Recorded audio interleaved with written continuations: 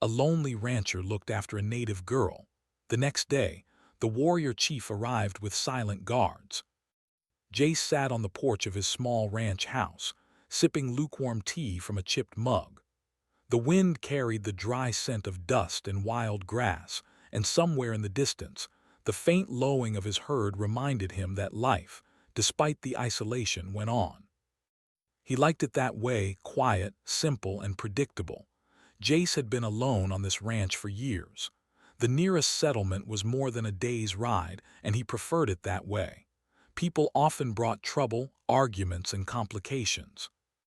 Life with only himself and the land was easy to understand, and that simplicity suited him. Yet, as he watched the sun slowly dip behind the distant ridges, he felt a twinge of emptiness. Loneliness had a way of stretching across the plains like the long shadows of the evening, subtle but unyielding. He was about to stand and call for the herd to come in for the night when movement caught his eye. A figure stumbled near the edge of the plains. At first he thought it might be an animal, but the figure moved awkwardly, too deliberately, too human. Squinting against the sun's glare, he saw a small girl, her clothes tattered and dusty, clearly exhausted. Instincts older than thought took over. Jace dropped the mug and grabbed his wide-brimmed hat. He ran down the slope, boots kicking up clouds of dry soil. "Hey, you there! Are you okay?" he shouted, his voice rough but urgent. The girl froze, then collapsed forward onto the grass. Jace reached her just in time, catching her before she hit the ground. She was light as a feather, yet he noticed the thinness of her frame and the grime that streaked her skin. She barely moved, shivering under the chill that had nothing to do with the warm evening air. "Easy, easy," Jace said, lowering her gently. He pulled off his jacket and wrapped it around her small shoulders. "Can you talk? Are you hurt anywhere?" The girl's large eyes, dark and wary, blinked up at him. She shook her head slowly.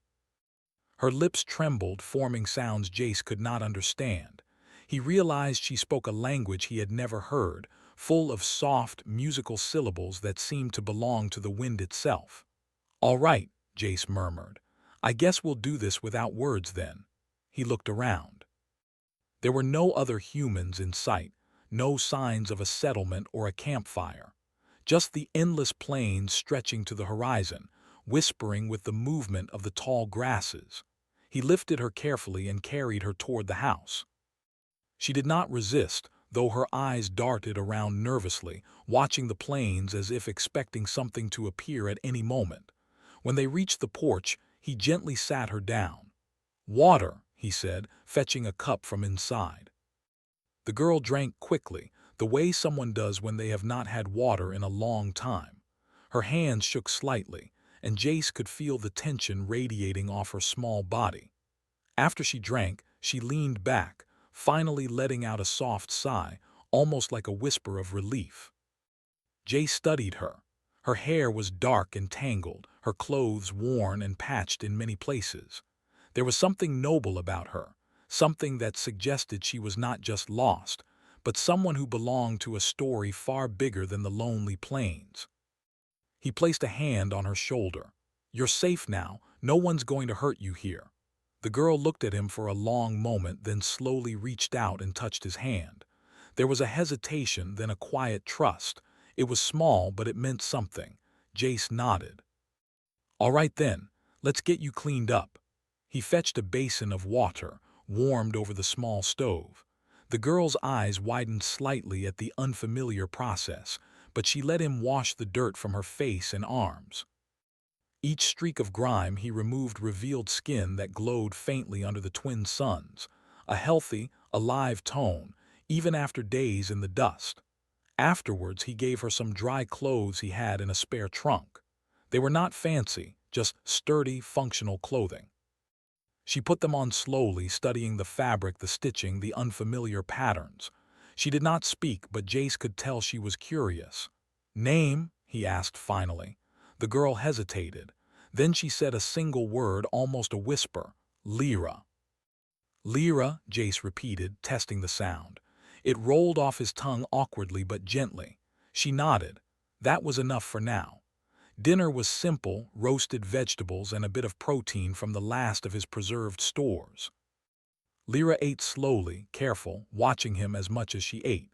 Jace sensed her cautiousness, the way she scanned the room, her body stiff at the slightest noise outside. She was not just lost, she was wary of the world. And yet with each passing hour she relaxed a little, her small hand brushing against his in passing, a sign of growing trust. That night, Jace built a small bed for her near the stove, tucking blankets around her. He sat in his chair, staring at the fire's glow, thinking about the day's strange turn. He had lived on this ranch for years alone. He had faced storms, wild animals, and the occasional marauder. But nothing had prepared him for finding a child from the native tribes wandering alone in the plains. He wondered what had happened to her. Why was she alone? Was she lost, or was there something more to this strange meeting? His mind raced with possibilities, but none of them made sense. The frontier was harsh but orderly. Tribes and settlers kept to their boundaries. Something about Lyra did not fit that order. Outside, the wind whispered across the plains, carrying the distant sounds of wildlife and the shifting grass. It was soothing and eerie at the same time. Jace felt the weight of the quiet around him, the loneliness he had thought he had mastered now feeling heavier. But he also felt a spark, a sense that something important had begun. Lyra stirred in her small bed. She opened her eyes, dark and bright in the dim firelight. She looked at Jace with a steady gaze, as if she had known him her whole life. And for the first time since he could remember, Jace did not feel so alone. He whispered almost to himself, "We'll figure this out, together." The plains outside lay quiet under the twin moons rising in the sky. Somewhere far off, a whisper of movement hinted at the unknown, the vastness of the frontier, and the mysteries that waited beyond the horizon. Jace did not yet know it, but this small girl, wandering and wary, would change his life, and the life of this lonely planet, forever. As the fire crackled and the wind shifted, Jace realized that his quiet life, his simple ranch, had just become part of a story far larger than himself. And for the first time in years, he welcomed it. The morning sun rose slowly over the plains, painting everything in shades of gold and amber. Jace was already awake, moving quietly about the small ranch. The wind carried the scent of dry grass and soil, mingled with the faint aroma of last night's fire. Lyra was sitting near the stove, her small hands wrapped around a cup of warm water. She watched him carefully, her dark eyes full of curiosity, yet cautious. Jace had grown used to the quiet. He thought he understood isolation, but having Lyra in his home had changed everything. She moved differently from anyone he had ever met, with a sense of rhythm and balance that seemed tied to the land itself. Her eyes often followed the subtle shifts in the wind or the distant flight of birds, as if she could read the movements of the world around her. "Breakfast will be ready soon," Jace said gently. "Do you want something to eat first?" Lyra shook her head, then pointed outside. Her gaze followed the ridges in the distance, then the open plains. Jace understood the gesture. She wanted to see the land. He nodded. "All right, come on then." He led her outside where the herd was beginning to stir. Cows and strange, thick-skinned animals grazed peacefully, their movements slow and deliberate. Lyra stepped carefully among them, her bare feet barely making a sound. She paused often, watching, listening. Jace chuckled softly. "You've got eyes like a hawk," he said. "I've been here for years and I don't notice half the things you do." She smiled faintly, then bent down to touch a small patch of grass. The movement seemed deliberate, almost like a ritual. Jace's curiosity grew. There was something about her, something connected not just to nature but to something older, deeper. As the morning passed, he prepared a simple breakfast: roasted root vegetables, some preserved grains, and water. Lyra ate quietly, picking at the food, but she kept looking outside, toward the ridges and the plains beyond. "You must have been far from home," Jace said carefully, not wanting to scare her. "Do you live in a village?" Lyra hesitated. Then she pointed toward the horizon, where the land rose into a line of jagged hills. Her hands moved slowly, almost like a story, showing small figures, shelters, and symbols he did not understand. Jace frowned. "So, you're from over there," he pointed to the hills. She nodded quickly, then traced the air with her fingers. Her gestures suggested rituals, celebrations, and something that looked like symbols of stars and rivers. Jace watched in awe. He realized that she was not just showing him her home, she was showing him her culture. A culture that had lived in harmony with the land for generations, one that understood the plains in a way humans rarely could. "You're clever," Jace said softly. "Your people must know a lot about this land." Lyra nodded again, then reached into a small pouch tied around her waist. She pulled out a smooth, flat stone with faint markings etched into it. She held it out for Jace. The stone seemed ordinary at first, but as he looked closer, he noticed patterns that mirrored the movement of the sun, the wind, and even the constellations. "What is this?" he asked, fascinated. Lyra's fingers traced the patterns, her eyes sparkling. She tapped a point on the stone, then gestured toward the horizon. Jace realized she was showing him something important. The land itself, its rhythms and hidden patterns, a knowledge older than the settlers who had come here to farm. He held the stone in his hands, feeling a strange warmth emanate from it. It was more than a piece of rock. It was a guide, a key to understanding the land in ways he had never imagined. "Your people, they must have lived here a long time," Jace said. Lyra nodded once firmly.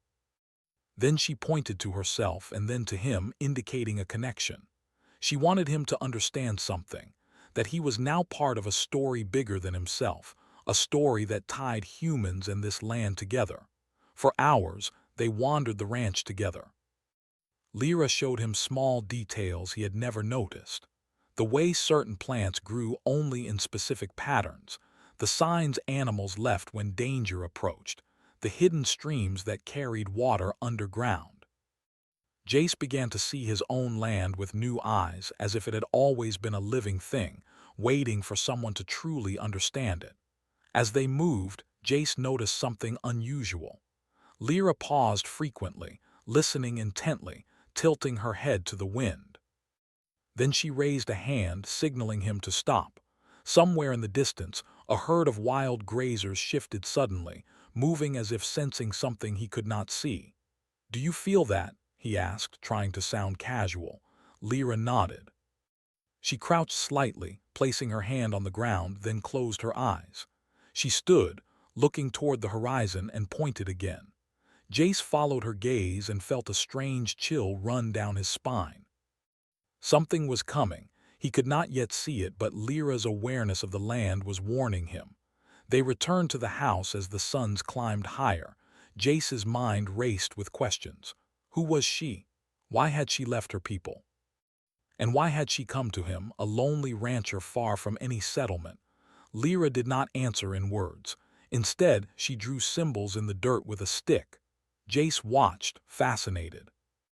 The symbols seemed to tell a story of guardians, of lands protected for generations, of balance between humans and nature. He realized that she carried not just knowledge, but responsibility, a weight far greater than her small frame suggested. By midday, Jace had started to understand. This was not a simple lost child. She was a keeper of traditions, a bridge between her people and the land, and somehow she had chosen him to help protect that balance. As he thought about it, a faint sound drifted on the wind. At first he thought it was a trick of the plains, the distant call of animals, but Lyra stiffened, her eyes widening. She looked toward the horizon, then back at him. "They are coming," she said, her voice soft but certain. Jace frowned. "Who?" She shook her head, gesturing toward the distance, then motioned with her hands as if counting or showing a formation. Jace squinted. The wind shifted, carrying a faint scent, something earthy, strong, disciplined. Not like the settlers, not like wandering animals. Something deliberate. He felt a mixture of fear and curiosity. Lyra had not warned him in vain. He realized that her people were near, perhaps coming to retrieve her. Or perhaps something more serious, something that would test whether humans could respect and understand the ancient ways of this land. The afternoon passed slowly. Jace worked on small chores while keeping an eye on the horizon. Lyra remained close, occasionally pointing out tracks, subtle signs of movement or changes in the wind. Her presence was calming yet alerting. He could sense her connection to the plains, her ability to feel things he could not. By evening, the suns dipped low again. Shadows stretched long and deep across the land. Lyra had grown quiet, sitting near the fire, her eyes fixed on the ridges in the distance. Jace sensed that she was waiting for something or someone. He sat beside her. "It's okay," he said softly. "Whatever's coming, we'll face it together." She turned her gaze to him and gave a small, almost imperceptible nod. No words were needed. They had already built a connection, a trust that went beyond language. As night fell, the wind carried whispers across the plains, and Jace felt the stirrings of something extraordinary. Lyra's people were coming, but he now understood that this encounter was not about fear or danger. It was about recognition, about bridging worlds, about the chance for humans to prove they could honor the land and the traditions it held. He stared at the stars, many of them unfamiliar in this part of the sky, and realized that the story had only just begun. A simple rancher and a native girl had crossed paths, and now the frontier held secrets that would challenge everything he thought he knew. And somewhere beyond the hills, movement was stirring, a silent promise that the plains, the ancient knowledge, and the guardians of the land were watching. The morning light barely touched the plains when Jace awoke to an unusual silence. Even the herd seemed uneasy, standing in clusters with ears pointed toward the distant ridges. The wind, which usually carried whispers of the grasses and distant wildlife, was still. Jace rubbed his eyes and stepped outside. Lyra was already awake, standing at the edge of the porch, staring toward the horizon.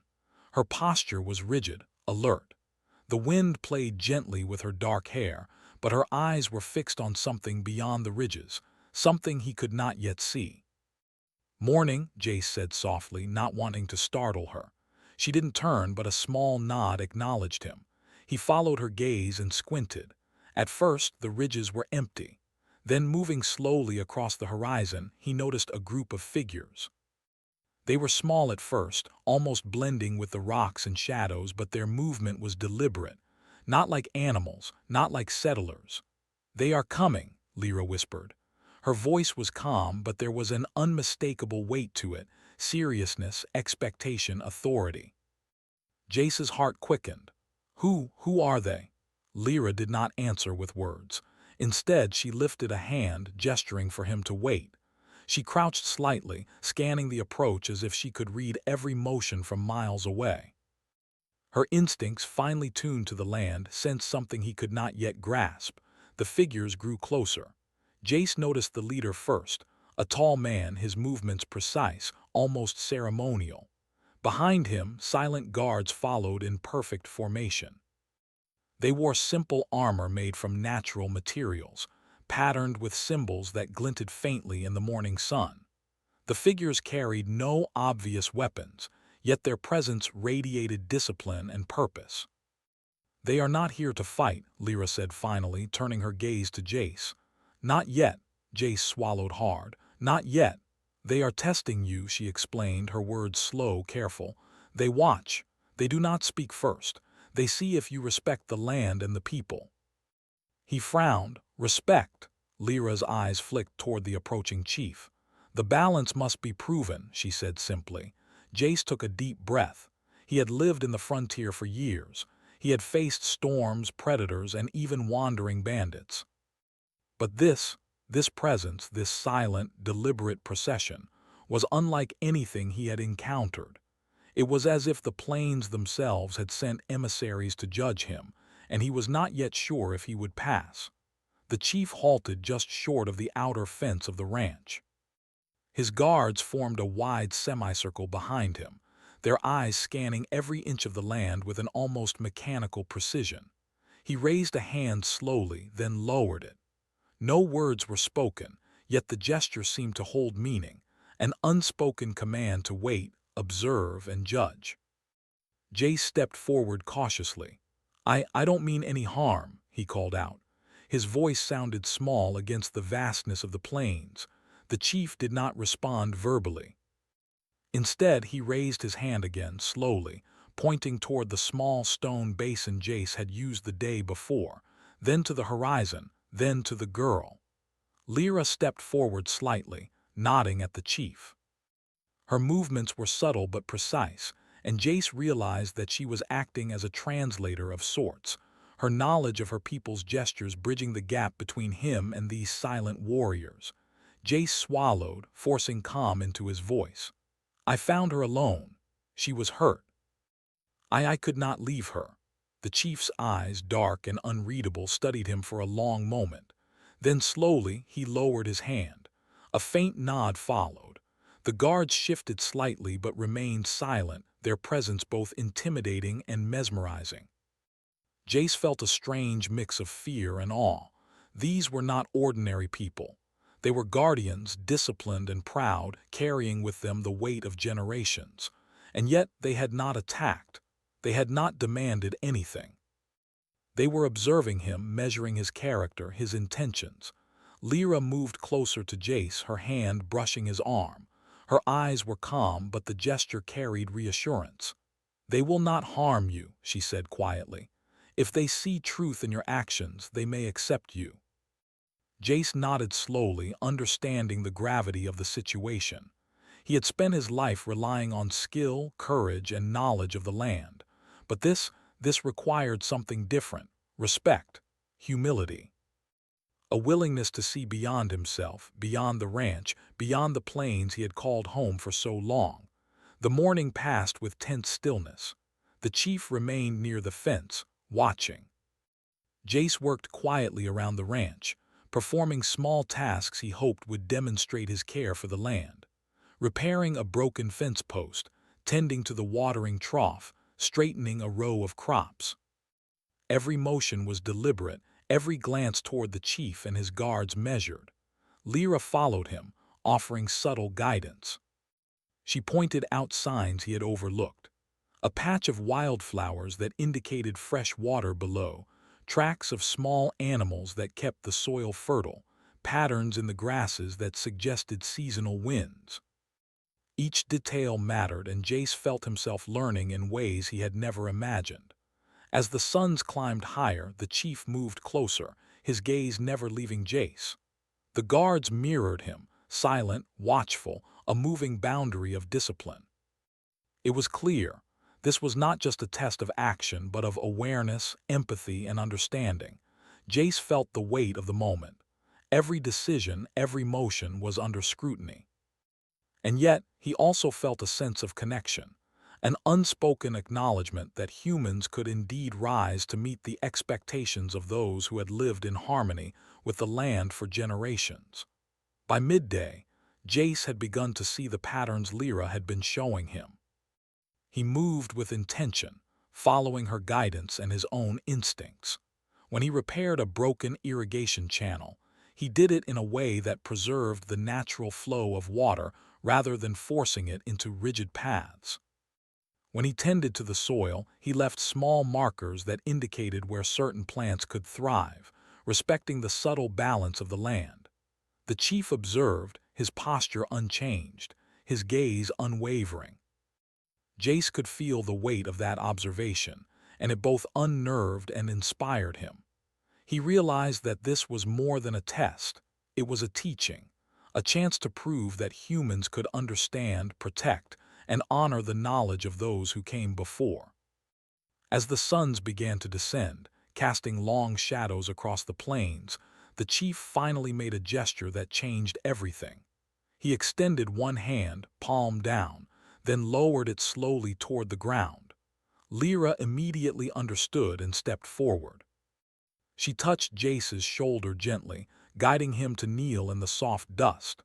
Jace hesitated for a moment, then followed her guidance. He placed his hands on the ground, feeling the texture of the soil beneath him. The plains felt alive in a way he had never sensed before, vibrant and connected. He could feel the weight of history in the earth, the silent presence of generations who had walked these lands. The chief watched him, then slowly, deliberately, he lowered himself to one knee as well, placing his hands beside Jace's. The guards mirrored the motion. It was not an act of dominance or submission. It was an acknowledgement of unity, a silent recognition that the land and its people could teach even the most isolated human something vital. Jace felt a wave of understanding pass through him. This was why Lyra had come. Not because she needed saving in the usual sense, but because someone had to witness, learn, and honor the balance her people had maintained for generations. He was that witness now. Hours passed, though it felt like moments. The suns began to set, painting the horizon with fiery reds and oranges. The chief finally stood, motioning for Jace to rise. His eyes met Jace's, and for the first time there was a faint, almost imperceptible smile. The guards relaxed slightly, no longer rigid statues of discipline but still watchful, protective, and alert. Lyra stepped beside Jace, holding his hand lightly. She looked up at the chief, then back at Jace. Her expression was calm, proud, and full of quiet reassurance. The chief raised his hand once more, a signal that the test, or the introduction, was complete. He and the guards began to retreat, moving back toward the ridges with the same silent grace they had approached. Jace watched them go, a mixture of relief and awe filling him. "They are gone?" he asked softly. "They are watching," Lyra replied. "Always, but they trust us now at least enough to wait." Jace nodded. He looked down at the plains, at the soil beneath his hands, at the herd grazing peacefully, and then at Lyra. He realized that his life had changed forever. The world he had thought he knew, quiet, isolated, simple, was only the surface. Beneath it lay layers of knowledge, guardianship, and connection that he had only just begun to understand. And as night fell over the plains, the twin moons rising in the sky, Jace knew that he was no longer just a lonely rancher. He was part of a story far greater than himself, a story of humans and guardians, of trust and understanding, of worlds waiting to be honored and protected. For the first time he felt ready. The next morning the plains were bathed in pale gold light, and the air carried a fresh, crisp chill. Jace awoke early, feeling a mix of anticipation and unease. The events of the previous day, the girl, the silent guards, the chief's deliberate observation, lingered in his mind. Something had shifted. He was no longer merely a rancher living in solitude. The land and its hidden rhythms now demanded his attention, and the presence of Lyra and her people had changed everything.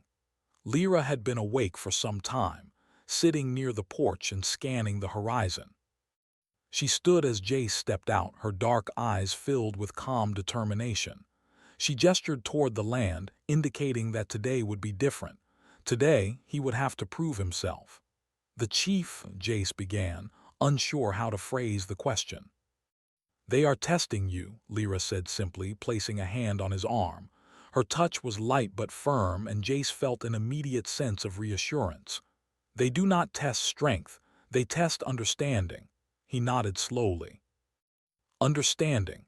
That meant observing, respecting, and acting in ways that honored the land, not simply dominating it.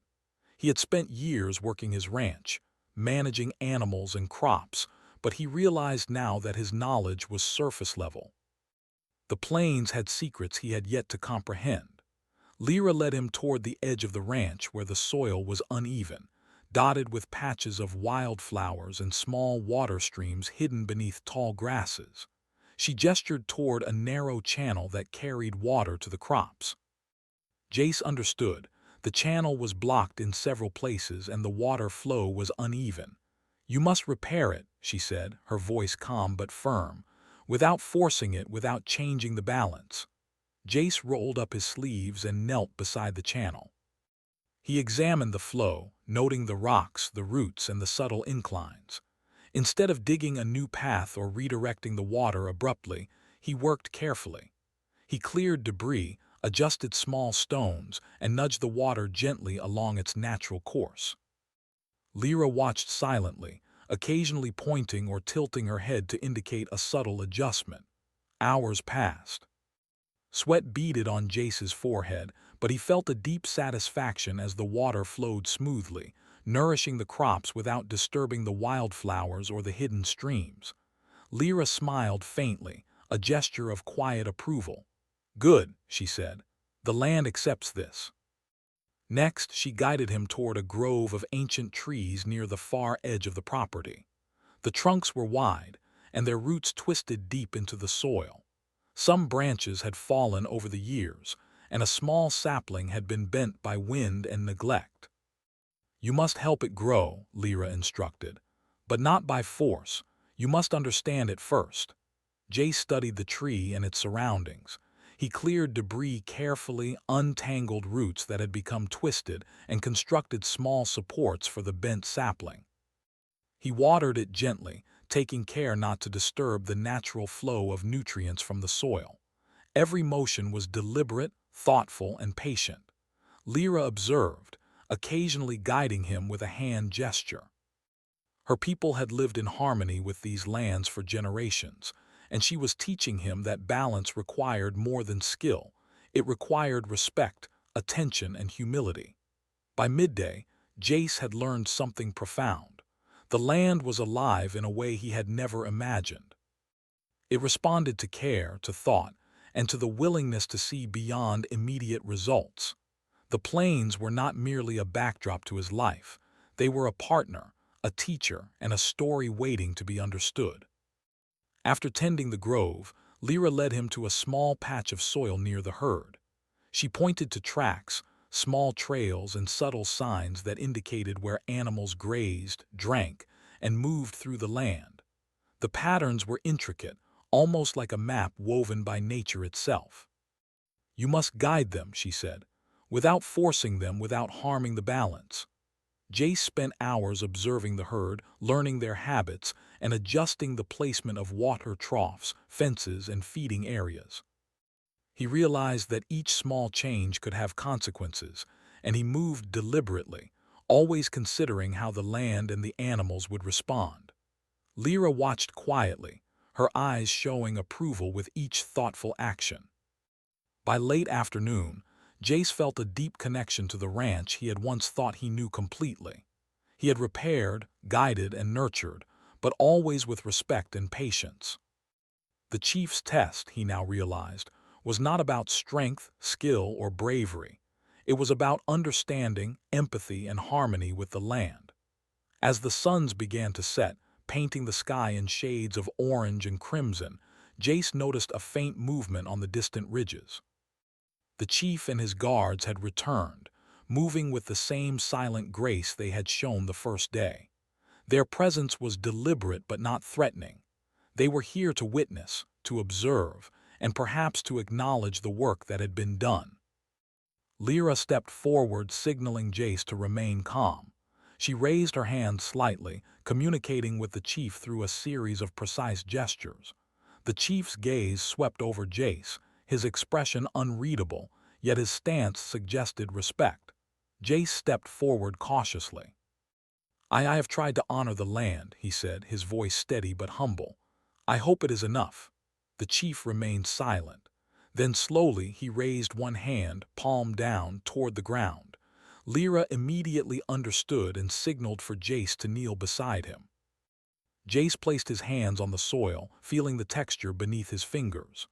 The earth seemed alive, responsive, almost sentient. He realized that his actions had been noticed, not for perfection, but for intent, care, and understanding. The chief lowered himself to one knee as well, mirroring Jace's gesture. The guards followed, creating a circle of silent acknowledgement. The moment was not about power or dominance. It was about connection, recognition, and the bridge between human skill and the ancient knowledge of Lyra's people. Jace felt a wave of understanding wash over him. This was what Lyra had wanted him to learn. The land, the animals, the people, they were all part of a living system. Respect it, nurture it, and act with awareness, and humans could belong here. Ignore it, exploit it, or act without thought, and the harmony would be broken. Hours passed. The suns dipped below the horizon, and twilight painted the plains in gentle hues of purple and blue. The chief finally stood, signaling that the day's test, or lesson, was complete. His gaze met Jace's, and a faint nod indicated acceptance. The guards relaxed, no longer rigid yet still watchful and protective. Lyra approached Jace, taking his hand lightly. Her expression was calm and proud. "You have learned much," she said, "but there is still more. The balance is delicate and the land will continue to teach you." Jace nodded. "I understand," he said, "and I want to learn, I want to help." The chief raised his hand once more, signaling approval. Though he did not speak, the gesture carried weight. Jace realized that this was more than a test of skill. It was a recognition that humans could rise to meet the expectations of those who had lived in harmony with the land for generations. As night fell and the twin moons rose in the sky, Jace looked over the plains with new eyes. The ranch he had once thought he knew was alive with stories, history, and lessons. Lyra's people had trusted him, teaching him that understanding and respect were as vital as strength and courage. For the first time, Jace felt not just part of the land, but part of something greater. The frontier, once a place of isolation, had become a place of connection. The ranch, the plains, and the ancient knowledge of Lyra's people were now intertwined with his life in ways he could not yet fully comprehend. But he knew he was ready to meet the challenge. And somewhere beyond the hills, the chief and his guards watched silently, ensuring that the bond between humans and guardians, between knowledge and action, remained strong. For Jace, the lesson was clear. Humans could rise to honor the land, protect its balance, and bridge worlds if they chose understanding over mere survival. And as he walked back to the house with Lyra by his side, he knew that the greatest test was yet to come, and that together they could face it. The plains glowed under the soft light of the twin suns as morning broke. Jace awoke early, the events of the previous days still fresh in his mind. He had learned to read the land with Lyra's guidance, repaired the water channels, nurtured the trees, and gained a new understanding of balance and care. Yet, he knew this day would be different. Lyra was already outside, moving among the tall grasses, her movements graceful and deliberate. She paused frequently, observing the plains, the sky, and the distant ridges. Her eyes sparkled with anticipation. "They are coming," she said, almost to herself. Jace followed her gaze. In the distance, faint shapes appeared against the horizon. The chief and his silent guards approached, their movement deliberate and measured. There was no hurry, no fear, only purpose. Jace's heart pounded in his chest.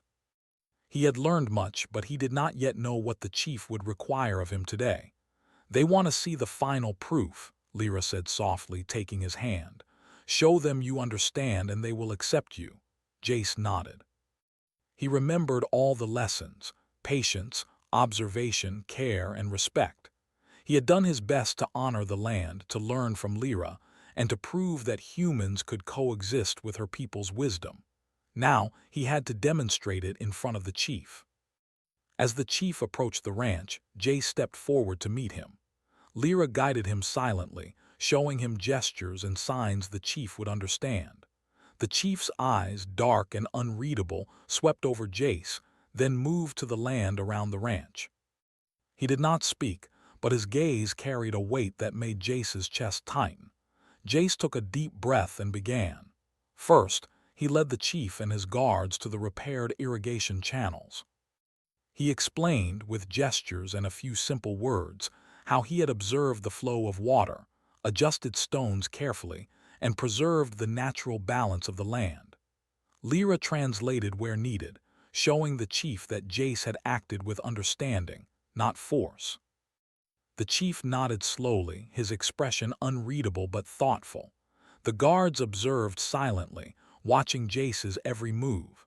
Next, Jace guided them to the grove of ancient trees. He demonstrated the supports he had built for the bent sapling, the careful clearing of debris, and the gentle watering that respected the soil and surrounding plants.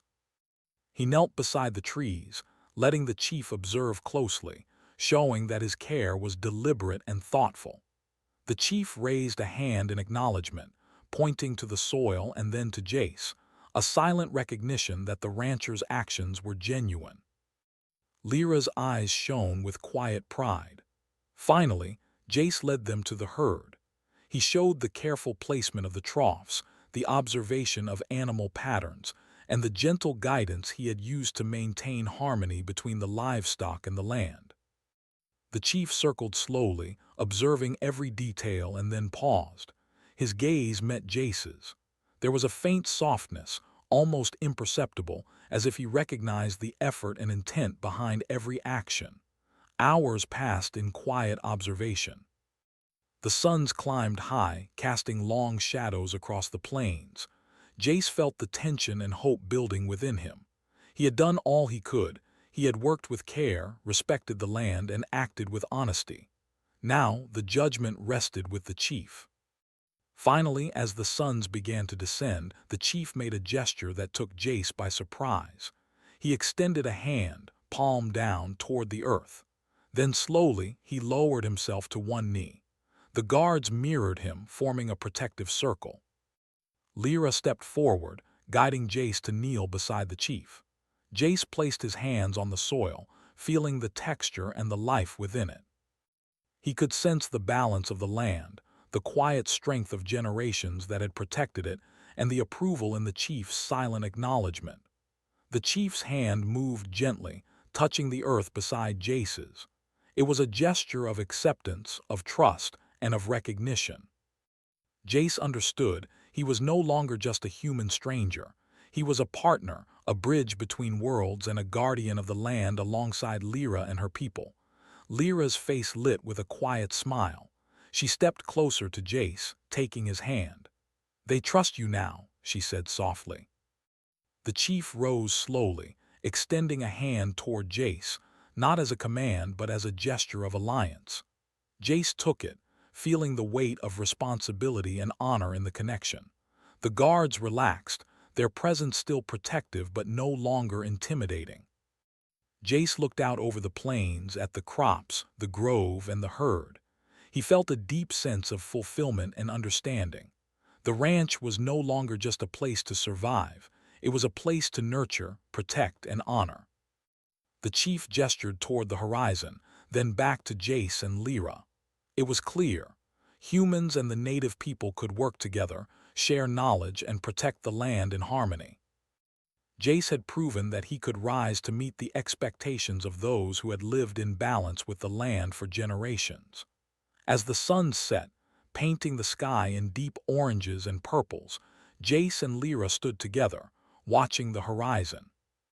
The chief and his guards began to retreat, moving silently toward the distant ridges. Jace realized that they would always watch, always guide, but they had recognized him as an ally. The night settled over the plains, calm and peaceful. The stars shimmered in patterns unfamiliar to Jace, constellations that held meaning only to Lyra and her people. Yet, he felt connected to them now, as if he had become part of something larger than himself. Lyra leaned against him, her hand in his.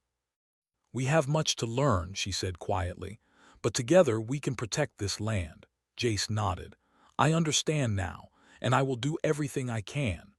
The wind whispered across the plains, carrying the scent of grass, soil, and distant water.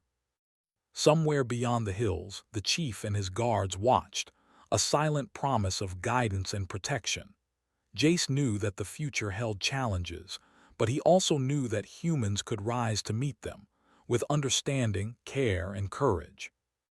Together, Jace and Lyra walked across the golden plains, no longer just a rancher and a lost child, but partners in protecting the frontier, bridging two worlds and honoring the land.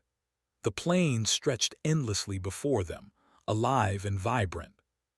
For the first time, Jace felt he truly belonged, not just to the land but to the story that was still unfolding. He had learned that strength alone was not enough.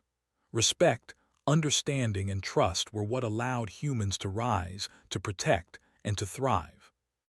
And under the twin moons rising in the sky, the rancher and the guardian of the land began their journey, not as strangers, but as allies, friends, and protectors of a world greater than themselves. The frontier had changed. Jace had changed. And together, they were ready to face whatever the future held, guided by knowledge, courage, and the enduring bond between humans and the land. The story of a lonely rancher and a native girl had reached its first great conclusion, but the plains, with their secrets and lessons, promised that this was only the beginning.